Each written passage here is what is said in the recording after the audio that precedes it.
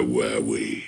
2003 gave us one of the most campy but entertaining horror movies of the decade with Freddy vs. Jason. Seeing two iconic horror villains go up against one another, killing off young promiscuous teenagers was definitely a ride. With Freddy's quippy one-liners and Jason's creepy stalking, it was the right balance between quirky and chilling. This led us, horror fans, to ask ourselves, what could have been regarding other iconic horror villains like them? In today's video, we will be diving deep into The Abandoned Project, a Halloween Hellraiser crossover movie, which would have brought together two horrifying villains and tangled them in a terrifying tale. If you too are curious about what could have been, then get cozy as we take a deep dive and dissect every aspect of this abandoned film. Before we get into the nitty-gritty about what the scrap movie was all about, I feel like we could all use a bit of a refresher on what the original Halloween and Hellraiser movies were all about. So, before we go into our explanation, we have a very small request. If you like our content, please support us by subscribing to our channel. This is a small click for you, but for us, it means a lot. Thank you. Let's begin.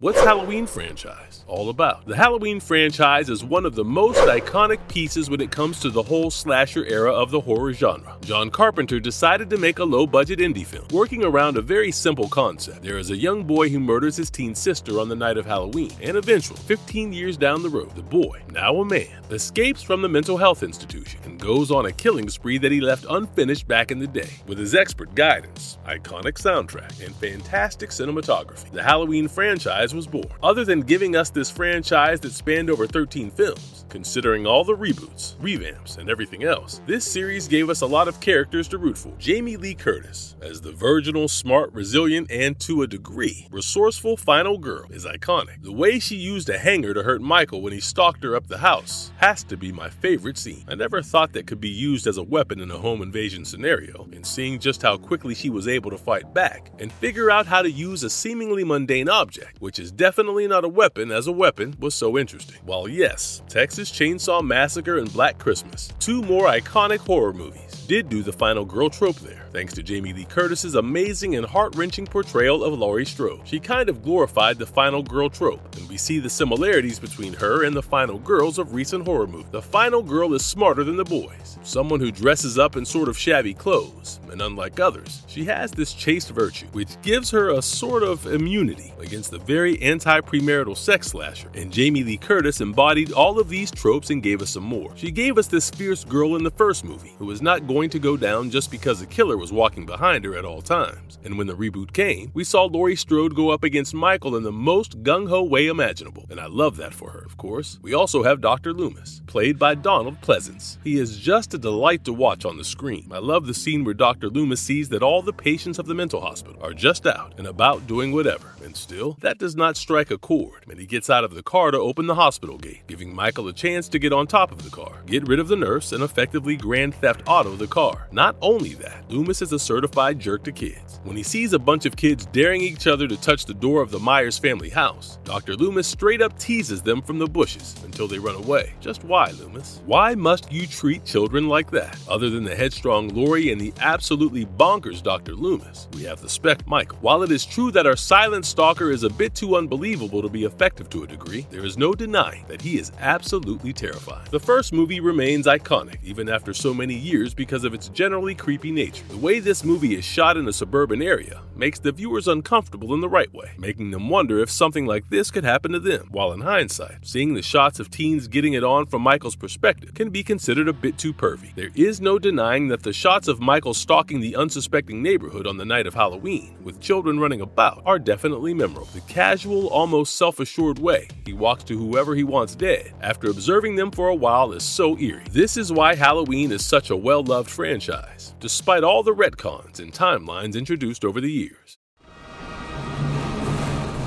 I am the way.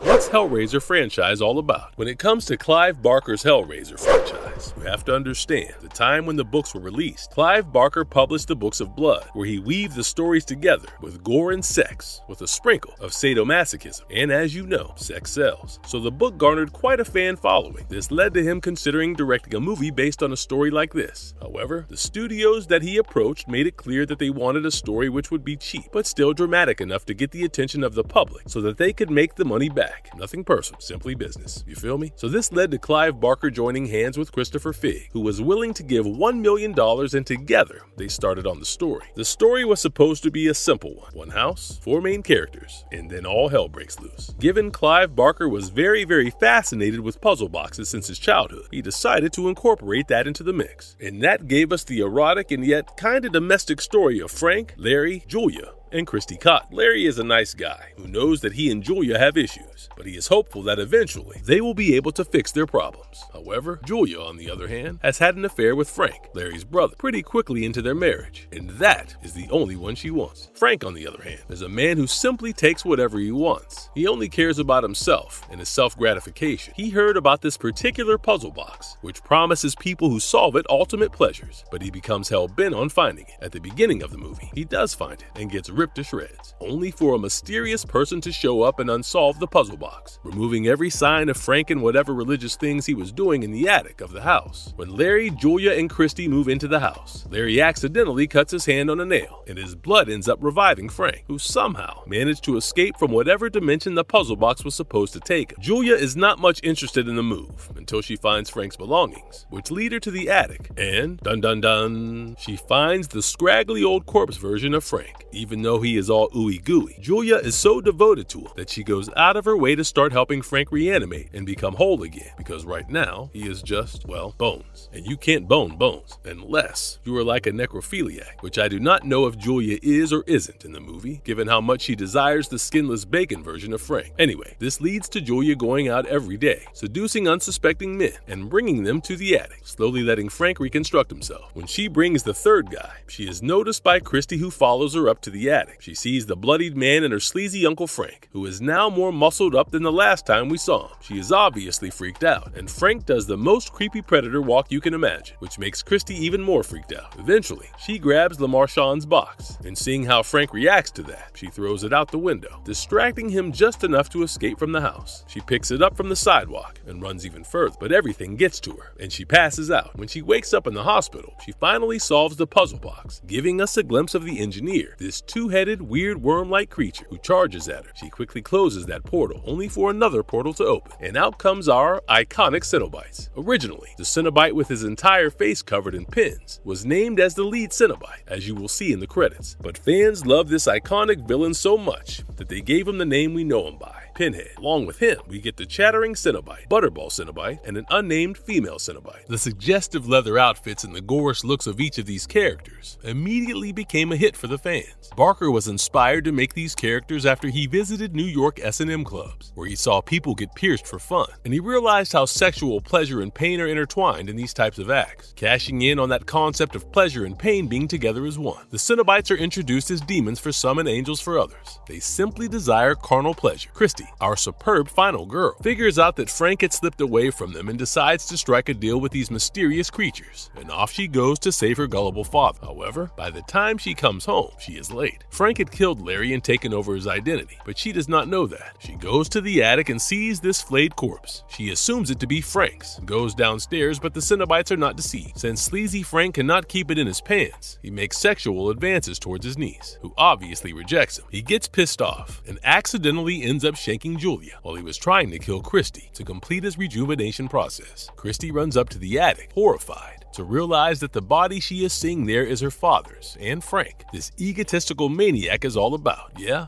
I killed him. Now I'm going to kill you too. Right before he attacks her, the Cenobites appear, and since they have the confession that he killed Larry and that he is Frank for sure, they wrap him up with chains and hooks, and as Frank dies, he gives the most badass line in cinema history: Jesus wept. With that, he gets torn up to shreds, and Christy thinks everything is over. But oh no, now the Cenobites want to show her such delightful sights of their realm. Christy gives that invitation a hard pass, gets the puzzle box from Julia's dead hands, and reverses the motions, sending the Cenobites back into their realm. The story is definitely bonkers, but what I think makes this film so iconic is how the Cenobites are portrayed, especially Pinhead. Pinhead is not giving out crappy one-liners every few minutes like Freddy does. Neither is he silent like Jason or Michael. He has this aura of authority, a dominance about him, which goes very well with the S&M outfit he is wearing. It is a terrifying sort of authority, and Doug Bradley did such a phenomenal job. With Bob Keene's amazing design of of the Cenobites and skinned Frank, this movie gave the audience the shock and horror that horror movies back in the time were not giving them. There is no denying that the movie has comedic elements in it, but these are not campy like Freddy's one-liners. The humor is so black that a lot of times, people simply miss it. With such a sex-heavy, dark comedy aspect of the Hellraiser franchise, it surprises no one that it became a fan favorite in no time. This franchise gave us 10 movies throughout the years, although most of them chose the direct-to-video route, sooner in comparison to other horror movie franchises.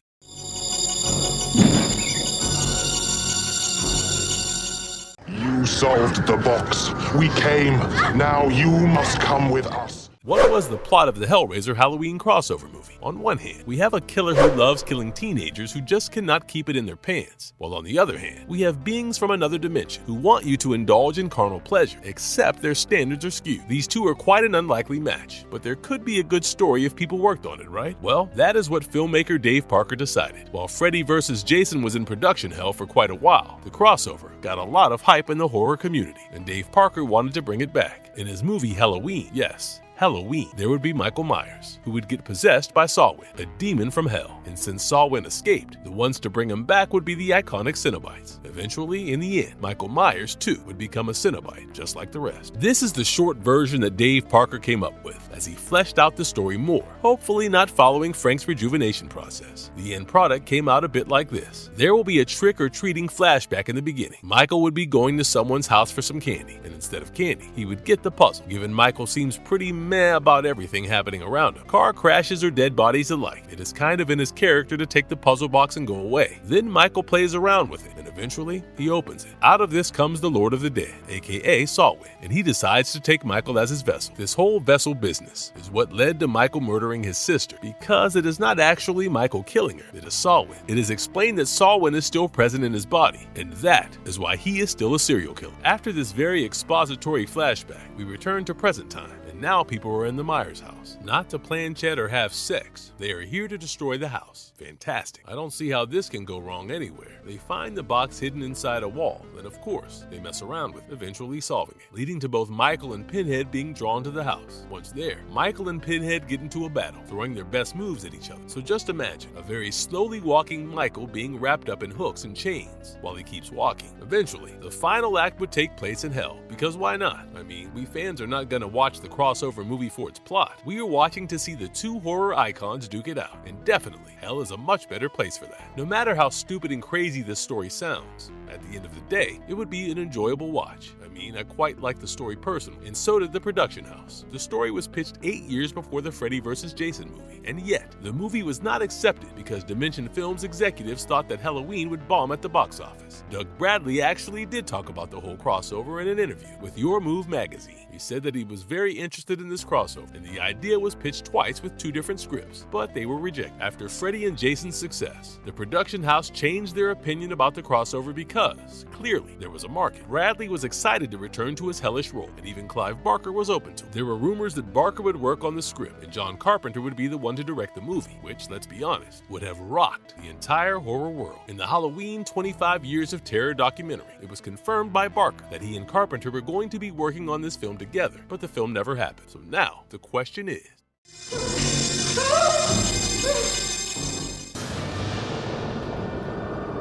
why did it never happen? Despite the excitement of everyone, the movie never came to be because Mustafa Akkad, the producer of Halloween, did not want the movie to happen. Akkad was the one who had the rights to all sequels, and he did not like the idea of Halloween much. The fans of the series were not on board for it either, as on HalloweenMovies.com. A poll was put up regarding this crossover, and 54% of the votes, which comes to 84,427, were against this whole idea. Now you might think that after so many years, maybe there is some hope of that fabled crossover movie, right? I mean, surely the situation has changed to a degree, right? Well, I am sorry to be the bearer of the bad news, but the chances are not looking bright. The David Gordon Green Halloween trilogy was released by Universal Pictures because of a deal with Miramax. While they shared the rights of the movie back then, they no longer have them now, and Miramax owns the film rights with Trancas International Films. Trancas International Films is owned by the Akkad family, and there is a massive bidding war going on over the television rights of Michael Myers, with A24 on the lead. Hellraiser, on the other hand, has some rights problems itself, and as we know, the latest installment of it was released in 2022 as a Hulu exclusive. With so many problems going on over the rights of the movie, I do not think that the movie will happen anytime soon.